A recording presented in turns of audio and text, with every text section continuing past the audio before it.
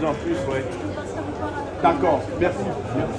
Merci. En tant que consul général de Côte d'Ivoire, donc en France, Paris. C'est dans quel cadre Paris. vous vous retrouvez là avec des Ivoiriens pour ce match qui va opposer le FC Nantes à Montpellier?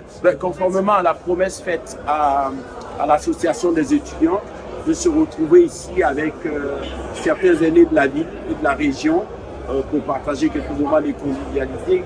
Quoi d'autre? Beaucoup d'autre que de venir au FC Nantes, un club mythique de la région, et puis permettre à ces Ivoiriens de continuer à se rencontrer de plus en plus dans la diversité et qu'ils puissent aussi bénéficier des conseils des uns des autres et qui créent un bon réseau des Ivoiriens dans toute la région ici de l'Ouest. Là, nous sommes aujourd'hui à la Beaujoire à Nantes. Est-ce qu'on pourra voir ce genre d'acte se répéter dans d'autres villes, par exemple, où il y a des Ivoiriens? Oui, déjà, c'est une invitation qu'on lance dans les régions où on passera, en plus des journées consulaires qu'on fait. On essaie de créer aussi des activités pour remettre les Ivoiriens ensemble pour qu'ils puissent se parler et puis toujours rester en contact les uns avec les autres. Si nous passons dans d'autres régions, éventuellement, si ces opportunités se présentent, comme cette invitation du FC Nantes, eh bien, nous allons répondre favorablement à cela. Apparemment, vous avez une histoire un peu particulière avec la ville de Nantes. Est-ce que vous pouvez nous relater vite fait? Je suis toujours venu au FC Nantes, au match du FC Nantes, et puis particulièrement lié aussi à la région et à la ville, parce que je suis toujours venu depuis plusieurs années. C'est une région que je connais très bien.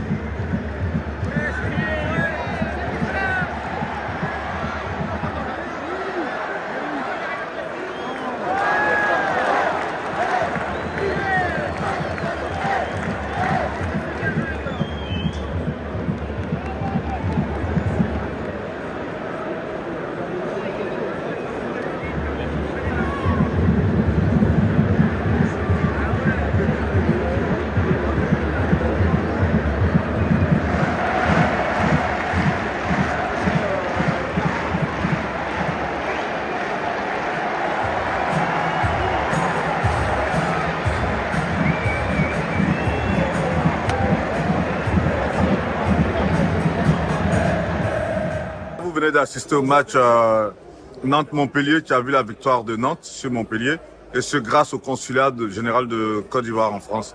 Un mot. D'abord, ce match ça a été un moment agréable d'assister à cette rencontre qui a vu la victoire de FC Nantes. On dit merci au conseil général de Paris qui, sur invitation du club de FC Nantes, a fait profiter quelques Ivoiriens et certains membres du consulat général aujourd'hui à Nantes ce dimanche, parce que c'est un match agréable. Heureusement, FC Nantes a gagné. Voilà, c'est un bel esprit et nous disons merci au consul général de Paris qui fait profiter aux Ivoiriens à Paris de ces petits quelques mouvements de dilettance. En tant qu'Ivoirien vivant à Nantes, là vous venez d'assister au match Nantes-Montpellier grâce au consulat général de Côte d'Ivoire. Qu'est-ce que ça vous fait?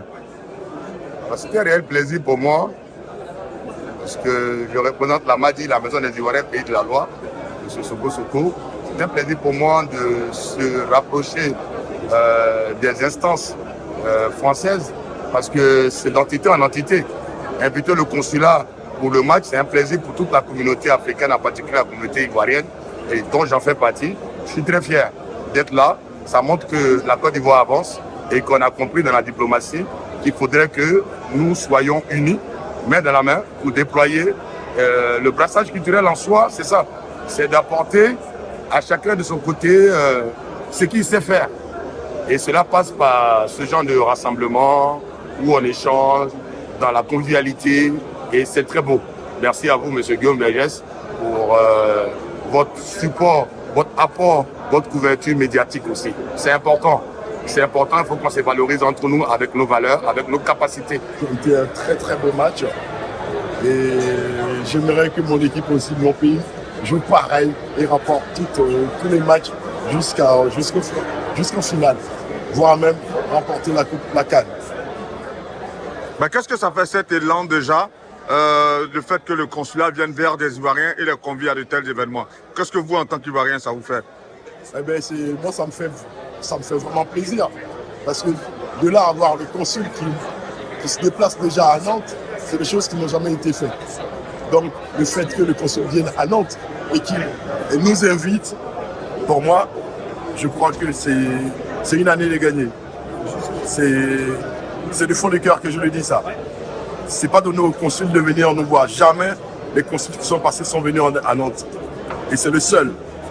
C'est le seul qui se déplace. Et en plus, il se déplace avec une équipe. C'est ça ce qu'on dit. Le travail, c'est la famille. C'est pas on travaille et chacun rentre chez lui. Il a une équipe, il a une délégation. Il fait profiter sa délégation.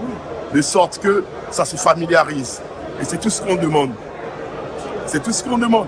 Les gens ne viennent pas lui demander des millions. Ils viennent juste histoire de prendre plaisir. Prendre plaisir. Et c'est ce plaisir-là, ça ne peut jamais être oublié. Il n'y a personne qui le fait. Si les autres peuvent copier, ça serait bien. Et big up à ce consul. Je viens d'assister à un match, celui de Nantes-Montpellier, sur invitation du consul général de Côte d'Ivoire. Qu'est-ce que ça t'a fait de pouvoir prendre part à un tel événement? Bon, il faut dire que le stade de la Bourgeois, je le connaissais déjà. Je suis un amateur de football. Et me retrouver avec mes frères ivoiriens, ça a été un énorme plaisir. Ça m'a fait beaucoup de bien. De retrouver des frères pour qu'on puisse ensemble rigoler, s'amuser. J'ai bien aimé cet après-midi. Ok. Et justement, de telles rencontres, est-ce que tu aimerais que cela soit perpétué, surtout venant du consulat général de Côte d'Ivoire à Paris? Ah oui, je trouve que ça a été une très belle expérience d'avoir nos autorités consulaires avec nous. Et j'aimerais très bien que ça se renouvelle. Parce qu'il n'y a que comme ça qu'on va avancer et gagner plus. Qu'est-ce que ça vous fait déjà, un tel rassemblement? Je vous remercie, c'est Frédéric Lanta, consulat général de Côte d'Ivoire à Paris. Ce n'est pas la première fois que nous venons à Nantes, mais cette occasion est un cadre que le consul général a voulu créer pour échanger avec quelques membres de la diaspora. Ça fait partie de notre stratégie, de notre approche, pour échanger avec nos ressortissants et créer un cadre de cohésion. Je pense que c'était un très beau match que nous avons eu. Ça nous a permis d'être avec nos ressortissants, évidemment, d'aborder certaines questions qui peuvent aller au-delà du football. Mais le sport, évidemment, rassemble et c'est une très belle occasion que nous avons. En tout cas, c'est une très belle action de proximité, justement, venir vers des Ivoiriens qui sont dans certaines villes et les convier à de tels événements. Est-ce que vous comptez perpétuer cela, au fait? Tout dépend de la vision que le consul général voudra donner à l'action de notre mission cette année. Il faut savoir que nous avons un plan d'action annuel. Ça peut se faire que cette année, on n'aille pas au-delà de ce que nous sommes en train de faire. Mais évidemment, avec l'expérience, on verra bien de quel côté il faut renforcer. À travers de telles actions, quel message fort vous voulez lancer à l'ensemble des Ivoiriens de la diaspora? Toujours aux Ivoiriens qu'il faut s'organiser, être ensemble. C'est ensemble qu'on peut réussir à construire de belles actions. C'est ensemble qu'on peut réussir des grands projets. Évidemment, quand ils restent isolés, rien ne peut se faire. D'ailleurs, quand ils sont isolés, on ne les entend même pas. Voilà, c'est le message que nous lançons. C'est un message de rassemblement, de cohésion fraternelle et de solidarité. En tant que président de l'AIE et l'Association ivoirienne des étudiants de Nantes, tu as été convié par le consulat général de Côte d'Ivoire, donc à Paris, pour ce match Nantes-Montpellier. Qu'est-ce que ça t'a fait? Et en tant que président de l'AIE, de voir que, au-delà de ton statut de président, que les étudiants soient associés à un tel événement, qu'est-ce que ça fait?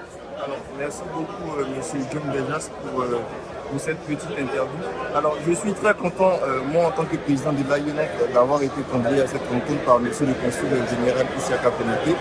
Alors ça démontre encore une fois que nos autorités ont l'ambition, ont la volonté de se rapprocher de leurs citoyens et de nous en tant que président d'institution. C'est vraiment donc une très belle initiative et je suis très content surtout que l'équipe de Nantes a battu l'équipe de Montpellier à 2-1. Voilà, merci.